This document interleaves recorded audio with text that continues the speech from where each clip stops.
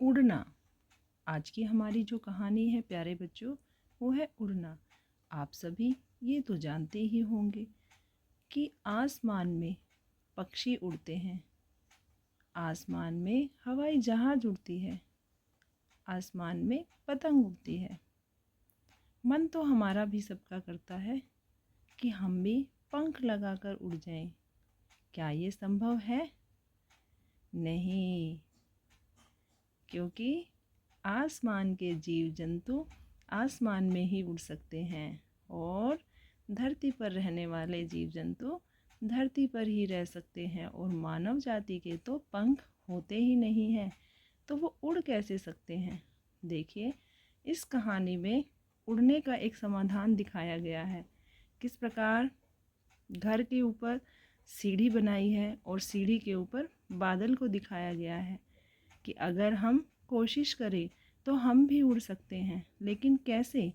कोशिश जानिए, हम कहानी के माध्यम से कोशिश करते हैं कि किस प्रकार हम उड़ सकते हैं। क्या लेकर आई है ये कहानी हमारे लिए, जिसका शीर्षक है उड़ना। ये देखिए, पक्षी किस प्रकार अपने पंखों की सहायता से भरे समंदर में भी उड़ उड़कर एक जगह से दूसरी जगह जा रहे हैं। उड़ना मतलब हवा में रहना। यहाँ पर तो एक मुहावरा भी आ गया है कि हवा से बातें करना। उसी तरह से हवा में रहना, यानी कि अपने ऊपर बहुत गर्व महसूस करना। ज़मीन से बहुत ऊपर रहना, आसमान के नीले रंग तक। ये तो सब आप जानते ही हैं ना कि आसमान का रंग नीला होता है, और हमेशा जब भी हम पक्षी को देखते हैं तो हमारी निगाहें ऊपर की तरफ देखती है, और पक्षी हमेशा आसमान में ही रहता है क्योंकि वो ज़मीन से बहुत ऊपर उड़ता है और उस आसमान में, नीले गगन में अपने पंख पसार बहुत ही आनंद लेता है। क्या तुमने बादल का उड़ना देखा है? हाँ, देखा है।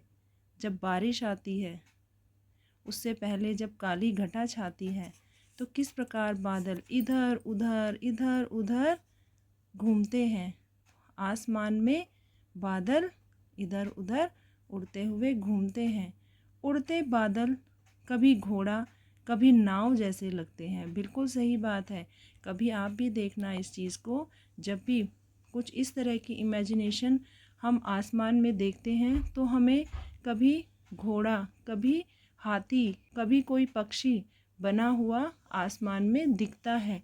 ये देखिए, यहाँ पर इस प्रकार एक छवि बन जाती है बादल में। यहाँ पर देखिए, यहाँ पर भी कुछ ऐसी ही पिक्चर दिखाई दे रही है जैसे कोई नृत्य कर रहा है। मालूम होता है कि जैसे बादल तरह तरह की छवि लेकर के आसमान में उड़ रहे हैं, चाहे वो मनुष्य की है, चाहे वो पशु पक्षी की है। बादल को तो हवा उड़ाती और गुब्बारों को भी। बिल्कुल सही बात है। आपने देखे होंगे बहुत सारे गुब्बारे आसमान की ओर जाते हैं और आसमान को छूने की कोशिश करते हैं, क्योंकि उनमें जो गैस डाली जाती है वो उनको ऊपर की ओर ले जाती है। और हवा तो पत्तों को भी उड़ाती है। हाँ जी, ये देखिए, फिर से हमारी प्रकृति से रिलेटेड थीम इस स्टोरी में भी आ गई है। वो कह रहे हैं कि जो हमारे हरे भरे जंगल, हमारे आसपास जितने भी पेड़ पौधे होते हैं, जब हवा चलती है तो वो उन पत्तों को भी उड़ा देती है। आप देखते होंगे किस प्रकार जब तेज़ हवा चलती है तो पत्ते कभी इधर कभी इधर, कुछ पत्ते टूट करके नीचे भी गिर जाते हैं तेज़ हवा में, आंधी में।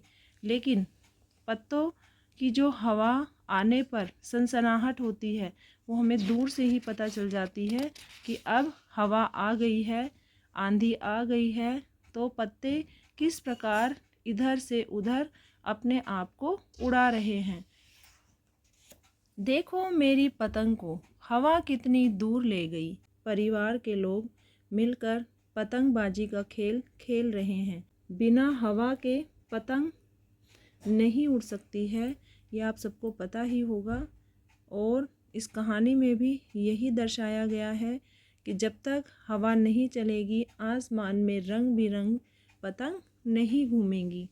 मुझे भी उड़ना है एक दिन पतंग तुम्हारी तरह।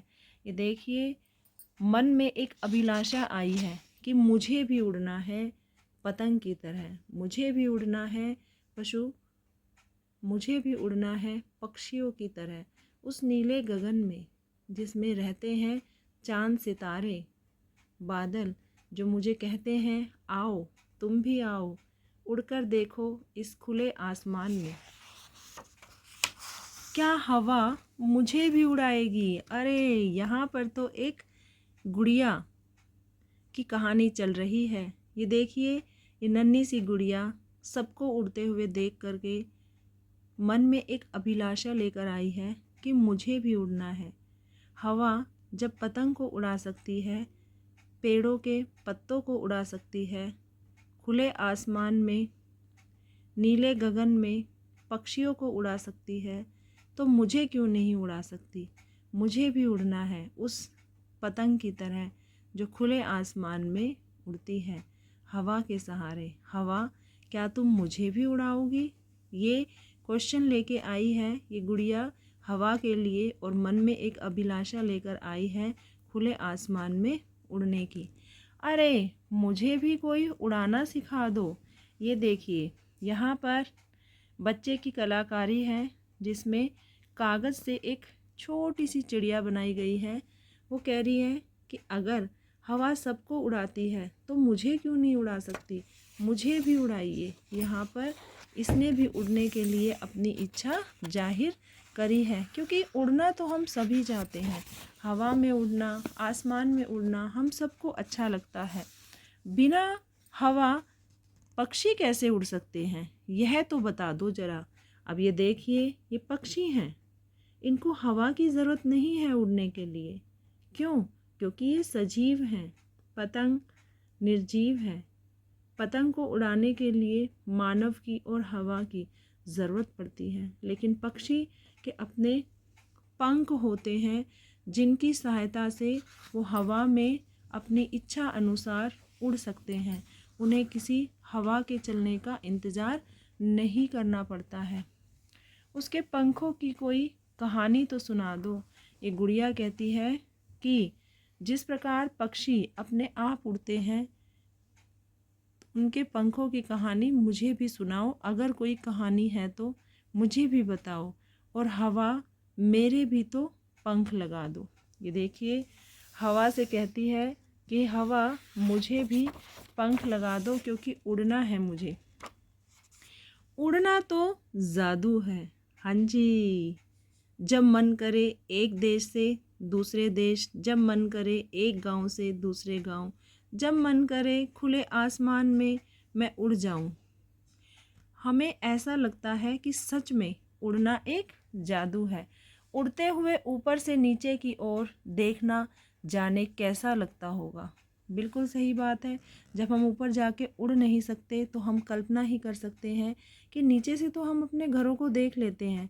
ये गली है, यहाँ से मुझे जाना है, ये रोड है, सड़क है, इस प्रकार। लेकिन ऊपर आसमान में, खुले आसमान में जाकर नीचे प्रकृति कैसी लगती है, ये तो मुझे भी नहीं पता। ये तो कल्पना ही है।